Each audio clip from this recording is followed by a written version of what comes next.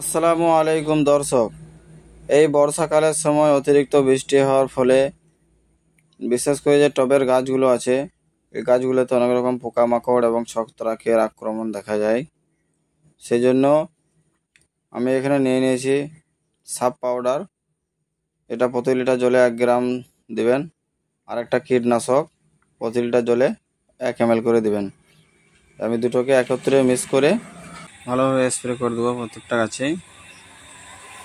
আপনারাও এটা করবেন বর্ষাকালে।